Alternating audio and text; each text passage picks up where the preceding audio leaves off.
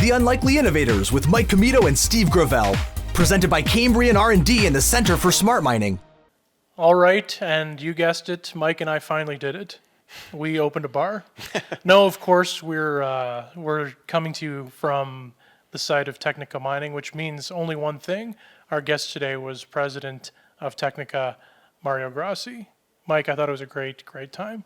It was, yeah, and this was something that we alluded to is in the works for us for a while. I think when we started the podcast of like community and industry guests, like he was at the top of that list. And I think last fall when he spoke at the Innovation Greater Sudbury, like we've got to get him on now because I think he kicked things off, and I think the work that Technica has been doing in the community for the past 25 years, I think speaks to where we're trying to build that culture, right? Because this is the type of company that we want in Sudbury, and we want it to stay in Sudbury. And so I think the work that Mario is doing with Technica, but now in the community, it was inspirational. I think that's kind of why we really wanted to make sure that of all the times that we were trying to get him on the pod, like it was that moment that kind of really hit home. Well, and we slugged through sleet and snow and whatever other postal worker reference I could make. Yeah, what Steve's not saying to the viewers and the listeners right now is that it is snowing outside, and he is worried about driving road home. Beds. Well, road beds for sure. We're all worried about road beds, but he knows there's a lot of shoveling waiting for him. So I think what he's trying to get at is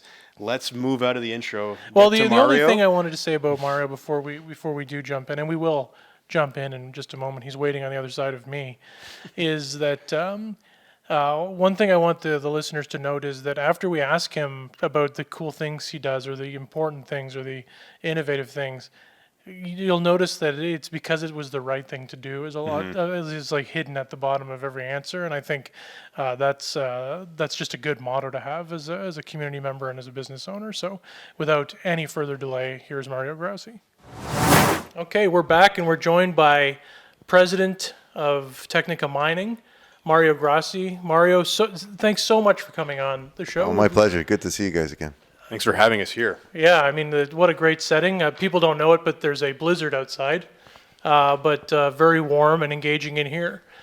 One of the things we like to ask our guests when we sort of start things off is sort of a what you wanted to be when you grew up question, but I'll ask it in a more a smarter way, I suppose. So you obviously come from a family that's pretty well known as an entrepreneurial family, starting and growing businesses. What is it that you saw as a somewhat fresh graduate as a gap in the market when you decided to start Technica? What gap were you filling? That's an interesting question. I actually wasn't looking to fill a gap. I wanted to do something differently. I didn't think that a new business idea was going to make a difference. What I thought was going to make a difference was how the company was put together, how the culture of the company was set up. The reason I had left the family business is because I wanted to do something on my own. I loved where I came from. That would have been the easy route, but I was also the oldest of four boys and, very close with my dad.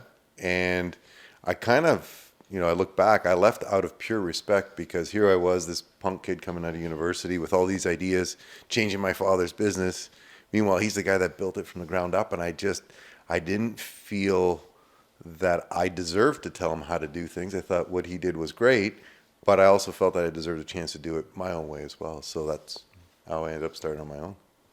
Yeah, and what was it in mining that you sort of noticed, said, this is where I think I can have a success with a company? So I first had the opportunity to work underground when I was 18 for my father. And it wasn't just working. Back then, it wasn't as legislated as it is today. So at 18 years old, I was the superintendent. So I actually went and ran my first job at 18 years old, and I loved it. So working in a family business that was in heavy industry, I had the opportunity to work at the mill, I had the opportunity to work at the smelter, and of course work underground. And there wasn't even a contest of where, if I wanted to start my own business, where I would be. I loved the underground environment. There was something to me about that ability to be alone and the core value of integrity, knowing that I had to do what I said I was going to do, even though no one was going to watch me, or the possibility of somebody watching me do my work didn't exist because you're, at the time, 2,500 feet underground, 2 kilometers in, no one is going to see you work. But I loved that satisfaction of going to do my job, knowing that I could do it without being babysat or overlooked, and that it was a great quality job. And coming up from underground, just that, that whole experience, seeing the light of day or at nighttime, it was just the smell of going underground. There's something about underground that I fell in love with. Yeah. That's funny because I actually spent a couple summers as a confined space guard for Anmar. Okay. So I had my experience at the smelter, like doing the shutdowns. And there was something about that too, where like, I don't know if it was the camaraderie of like knowing that you were with these guys for basically like, sometimes it was like 6 weeks straight where like you didn't get a day off. You just worked your shifts, and then eventually the shutdown ended, and that was like a big celebration. We're finally done working, right? So, if there was anything I was ever going to go into, if it didn't work out on the path I was in, there was a time when I'm like, maybe I should just do this. Yeah. I ended up sticking it out, and I ended up going in a different direction. But those summers were a good time, and good money. it was Everybody great worked money. hard. Great money. Yeah, absolutely. But, obviously speaking about Technica, to kind of start things off, just looking at the company's website, when you look at the About section, it talks about how, admittedly, it started off as a small underground construction company, but now, it's obviously a big contractor here in Ontario for the mining industry. It's one thing to grow, but I think it's one thing to manage that growth over the last, 20 plus years. Can you talk about how the company has grown from that small, construction company underground to what it is now, and how you've been able to manage that growth effectively so that you can keep moving forward? To me, the biggest tool that we used in managing growth, when there's no need to grow, obviously it's not hard to manage. We're in a violently cyclical industry, so when it's slow, it's easy to manage. It's when it's busy that the best tool that we used was consistency. We had a platform that we really believed in when we first started the company, and that platform is based on 5 core values that you probably heard or see on our webpage. We knew, so it's 25 years this year being in business, we knew way back then, and I say we because I still have some of the core people that were with me when I first started, that people with the 5 core values of respect, integrity, courage, honesty, and humility, we can provide the training and the time necessary to develop skill. What we can never do is bring in good quality people with strong core values. So where we really struggled was 2011 when the first gold spiked to plus 2,000, north of $2,000 US an ounce. We really struggled. We couldn't find people to save our lives. Had we wanted to and chose growth over sustainability, we could have easily been 1,200 employees. We stayed at 300. And we did so by choice because we would bring in people that we didn't know, even though they had great skill set. If we don't know and they don't fit our culture, we knew that it would be a bad form. So we just stuck to, all right, we'll grow at a pace based on us and our ability of finding good people, not about skills and experience. And then, of course, how do we develop skills and experience internally once we get good people on board? I think that's one of the 5 pillars, the courage to do that, right? Because like you said, you could have swelled to 1,200 with folks that you didn't vet properly, you didn't know just for speed. But being choosy, is something that takes courage when you're looking at the contracts that are available for you out there, right? Oh, absolutely. And you have clients that have deadlines. Yeah. And we've gone through moments where we're on critical projects and the clients see that we'll actually have removed people from role because they didn't fit in. And it was very counterintuitive to our clients. They just didn't see how we could let, for example, somebody with 25 years experience, let them go mid-shutdown. And the answer is very simple. The formula doesn't work because if that person causes a negative impact on your culture, you risk the success of the project. And more importantly, the name and sustainability of the culture that we're trying to build. So for us, it was really easy. It was about maintaining that culture and not being greedy. Because it's easy just to add bodies and increase revenue at a time when gold is, like I said, north of 2,000. But that discipline of staying consistent to our true values was the best thing that we could have done. Yeah, and I'm going to fast forward a little bit, but I think it'll tie back to, I think, your core values. I played football with a guy by the name of Craig Tyson, who you may know. We were talking about how your son plays football, and this is a football contact from way back. And I was at PDAC, I think it was last year, and he said, "Steve, first of all, I'd never seen him at PDAC before." And I said, "What are you doing here?" And he said, "I got something I really would like to tell you, but it hasn't gone public yet. It's gone public now. You've recently, somewhat recently, earlier this last year, announced that you've entered into a partnership agreement with the Tikmikshing, Sagamok, and Wanapitei First Nation to start a new business. Mm-hmm. And we just wanted you to sort of unpack how that happened and sort of your why for doing that and where you hope to see that partnership going as it unfolds now." Yeah, no, that is a good question. I get that a lot since that announcement. It's kind of a simple answer based on core values, but if you imagine everywhere we work, so we have an office in Val d'Or, Quebec, we have an office in Timmins. Everywhere we work outside of the Sudbury Basin, it's proper practice for us to partner with local Indigenous communities. Now, being born and raised in Sudbury, I went to school with kids from which used to be, which is Tikmishing now, used to be Whitefish Lake First Nation. These are my friends. These are people that I grew up with. And as I get older and wiser, I know how my business is run outside of Sudbury, but in my backyard, communities that touch the lands we work on were benefiting very, very little. And it really didn't sit well with the integrity piece of our core values. So we had reached out to the three communities. We were working on a project with Valet. It was the first time Valet had asked for an Indigenous content piece, and we didn't know how to put it together in a short time frame in that RFP process. So we made a very bold statement and said, we're going to form a 51% Indigenous-owned limited partnership with the three communities. And we had submitted that in our proposal without even having a formal conversation with the communities. And we did that because we knew it was the right thing to do. And so back then we did it based on a single small standalone project.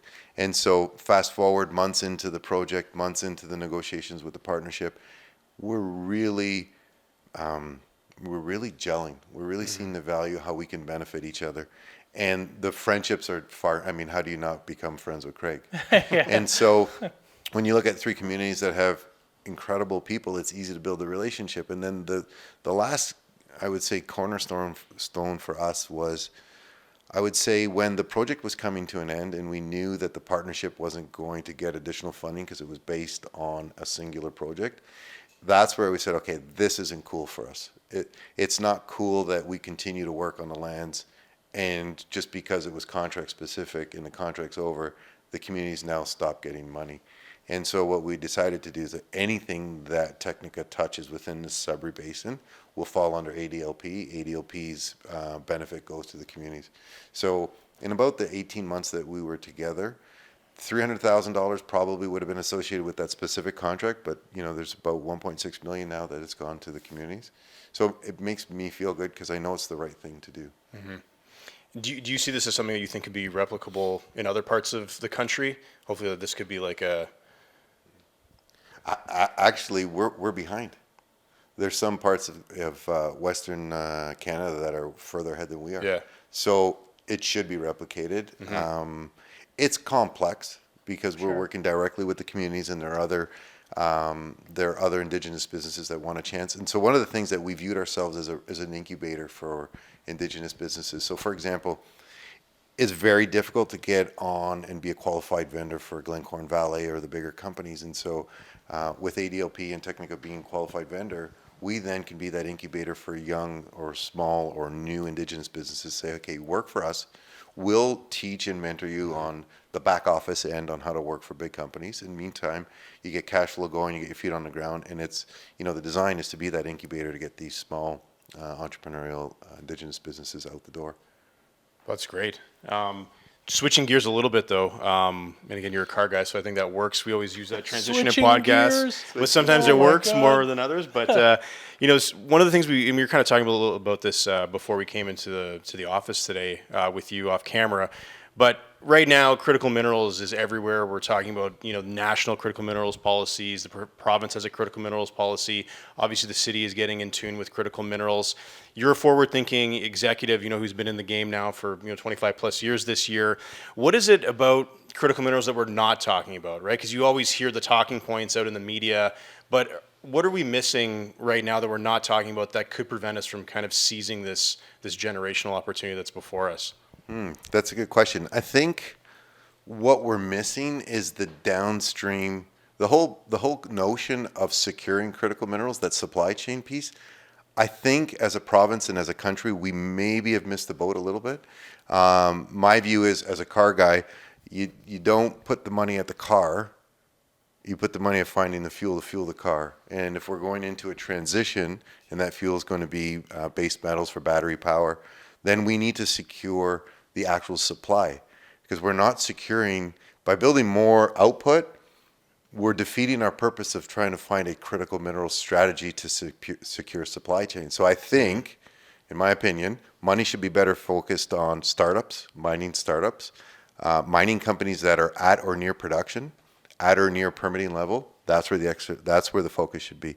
And I think, as we talked earlier, is we have to be wise and understand that necessity is the mother of all invention. And hanging our hat on electric vehicles only could be a mistake. There is no doubt in my mind about the need for critical minerals. Not a doubt in my mind. Whether that critical mineral is used for hydrogen power, whether it's used for other sources of fuel strategies, we still need copper, nickel, cobalt. So tying it to EV could be a mistake in the event there is replacement technology, because it doesn't negate the fact that we do need those critical minerals. And if we stick to the notion of critical minerals and the whole spirit of securing supply chain, that would put Sudbury in a place better than anywhere in the world, in my opinion. Maybe, Jen, I was just about to say we're going to dig a bit deeper on that, but that's also another pun. I mean, Do it. Edit it out, but and answer this however you want. But when I think about, it's not necessarily just the investments we're making in, the big three automakers or anyone who's looking to set up in Ontario. It's not just about the sort of funds that are flowing to help those. Would that same approach help mining? Is it a cash injection thing, or is it everything firing on all cylinders, to use another pun? It needs to be like red tape, it needs to be permitting processes. Is it everything that needs to be focused to secure that supply chain? Yeah, it definitely is everything. Yeah. It's not a silver bullet, pardon the pun. It is an ecosystem. So we're talking about quicker permitting. We're talking about faster turnaround times for approvals. We're talking about some capital. Yeah. We definitely need some capital. I think a really interesting possibility, if there are any provincial, federal government people that have the authority to do or consider this, like reintroduce tax incentives. I mean, back in the 80s, we had flow-through at the corporate level. We still have flow-through shares at the personal level.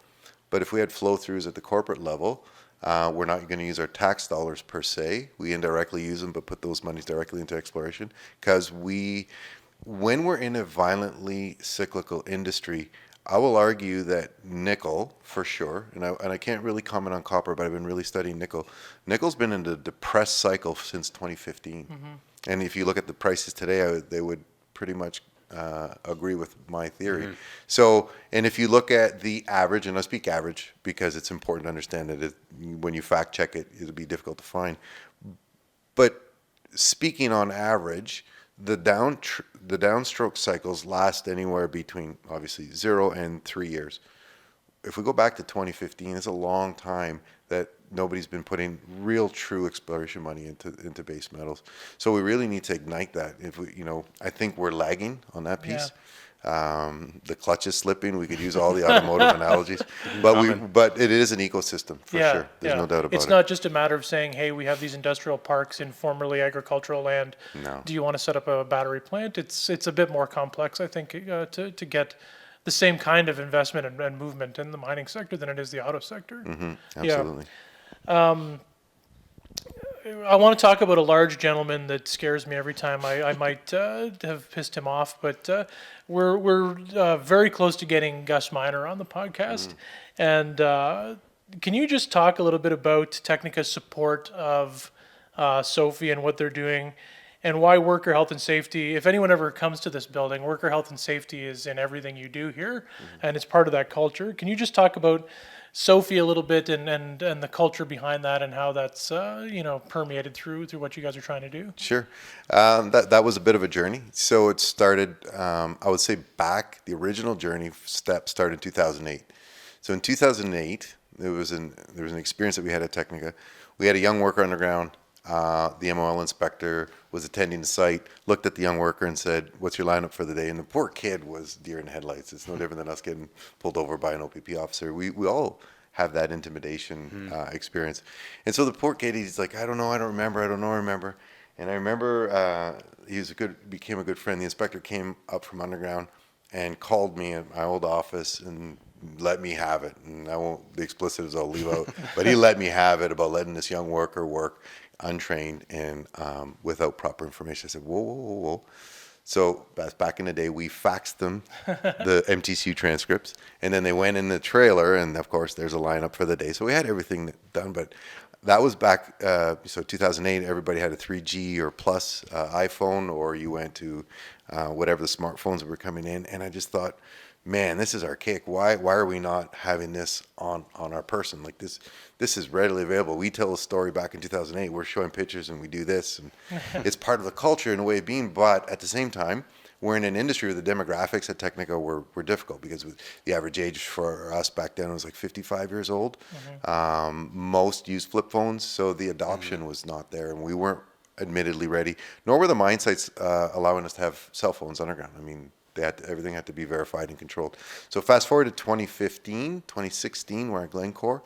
There was another contractor on site that was struggling a little bit with safety, and Glencore was allowing them to have tablets underground.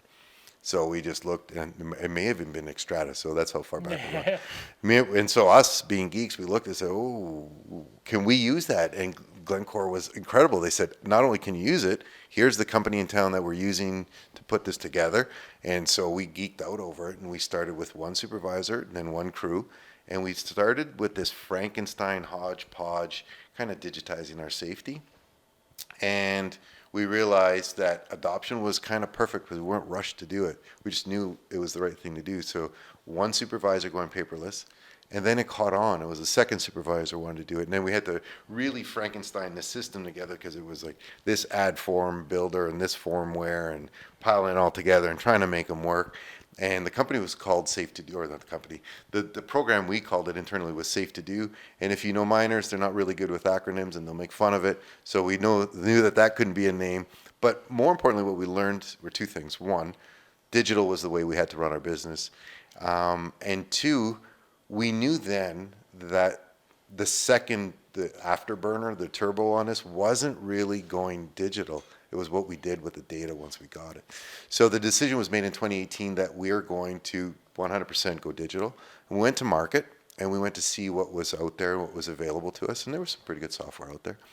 The problem was that nobody wanted to help us with the data. Nobody cared about data. The big step for their digital transformation was going from paper to paperless. For us, it was no. It's once we get the data, what do we do with it? So because nobody was helping us with this, Gus at the time was he was our IT provider way back when, and we became friends.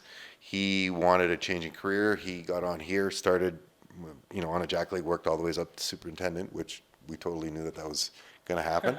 And so I looked at Gus and said, what do you think? We'll build this on our own? And Gus said, 100% we're going to build this on our own. And so Technica's role in Sophie was we put in initial seed money. We obviously kept the percentage ownership of the company, but the rest, it's a group-owned, privately held company. Our real role in Sophie was to break it. Our real role for the last 5 years was to beat the crap out of it, to really battle test it, and we did. It's like working underground. Some mines we have Wi-Fi, some mines we don't, and there's a lot of information that we're able to capture at Sophie. We were able, I think it's probably one of the best synergies you'll ever find is a software that's designed for mining, being able to use in a mine, most importantly, built for our workers. So the number one thing for us, well, there's a few, I can't say the number one thing, there are a few key things for us that were really important. One was to make it user-friendly. We wanted the workers, every single one of our workers, to know that this was about them and is about making their life easier and faster. It was making their life less complex. And as you move up, especially at our supervisory level, our supervisors are subject to a lot of responsibility, and a lot. And so one of the unintended benefits of Sophie is that when it's used correctly, I look at it as a circular motion. When it's used correctly and clockwise, we identify hazards, and then we put controls in place so that we can do our work safely. In the unwanted event that somebody gets seriously hurt, we flip Sophie around, and it is pure diligence that we did what we said we were going to do. And so when we have supervisors leave to go to other contractors, they actually feel that exposure. They feel that they're not covered by a document that may or may not exist anymore. And so it's really powerful. That in combination with, getting in the predictive and prescriptive side of safety, being able to predict injuries or accidents before they occur because that historical data will show that that's more likely than not going to be the case. That's where we're really driving towards, Sophie. So the fit between the two of us is Gus builds it, we break it.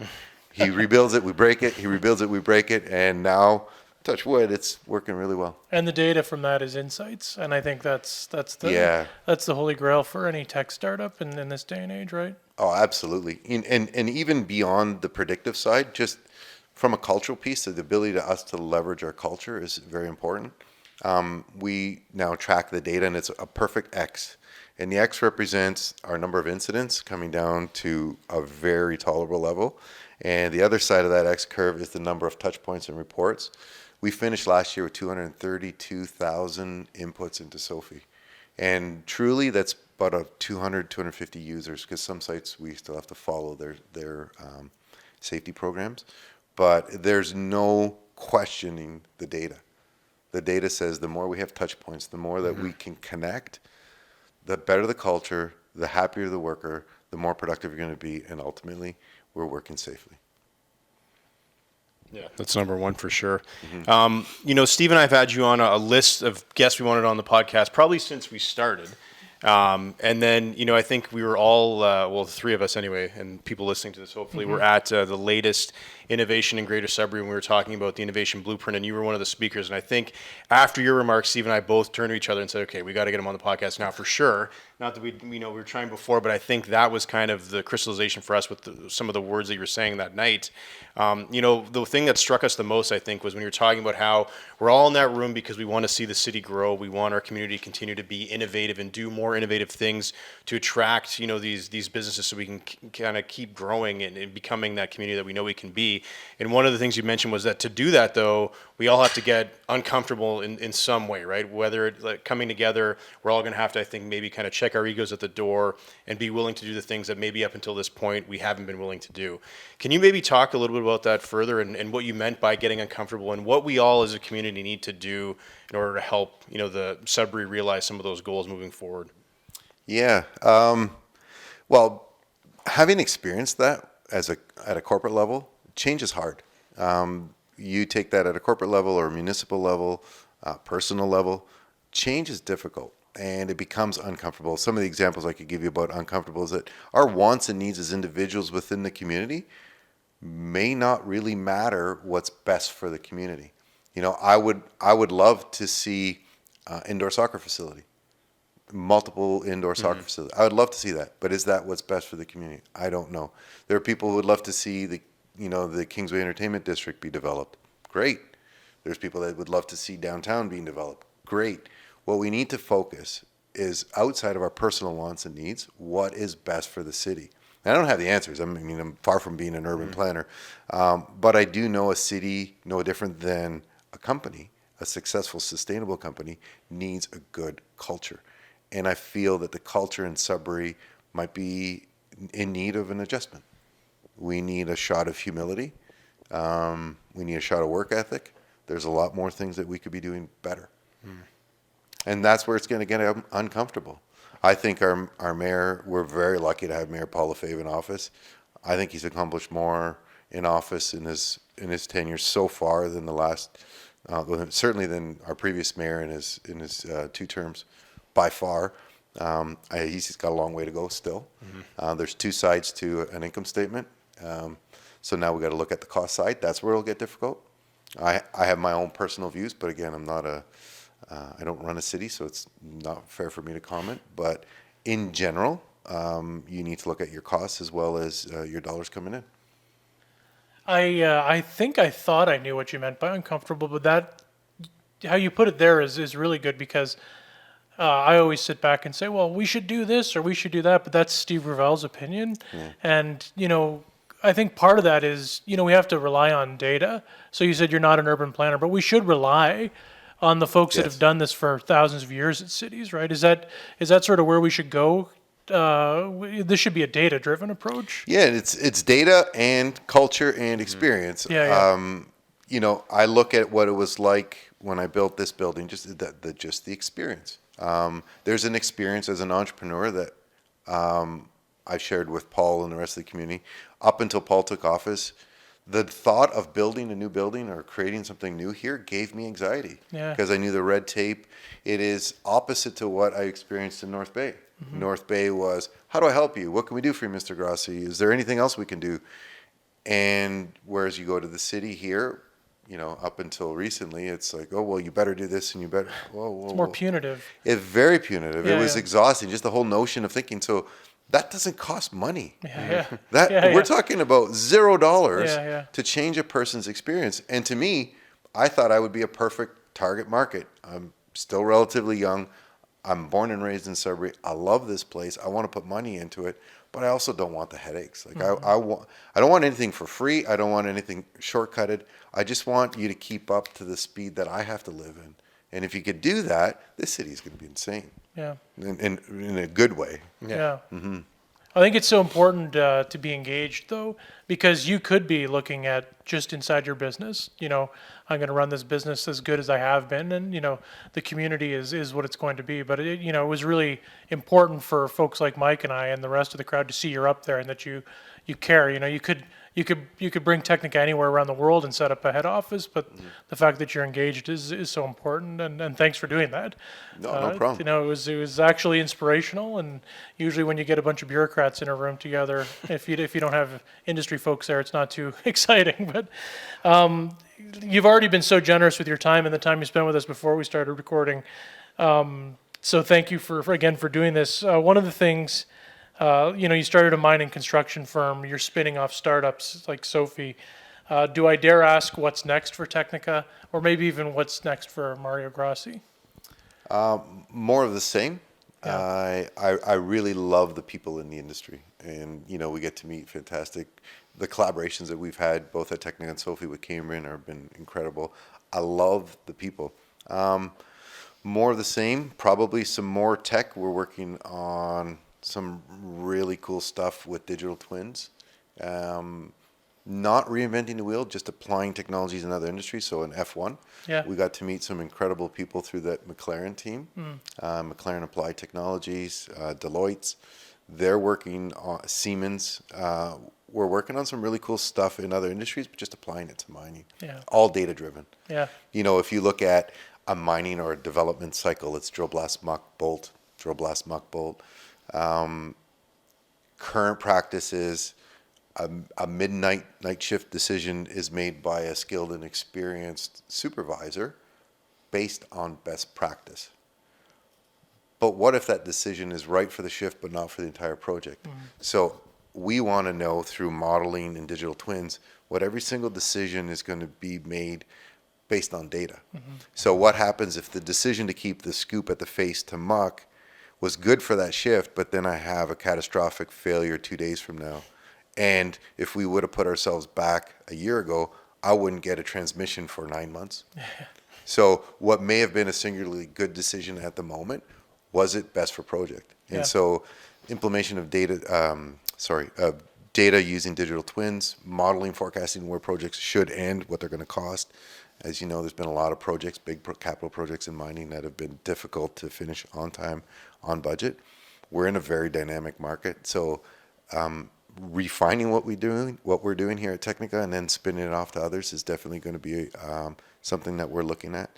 So technology is big, maybe some new pieces of equipment from other industries that we're going to be using, more value-added service to our clients.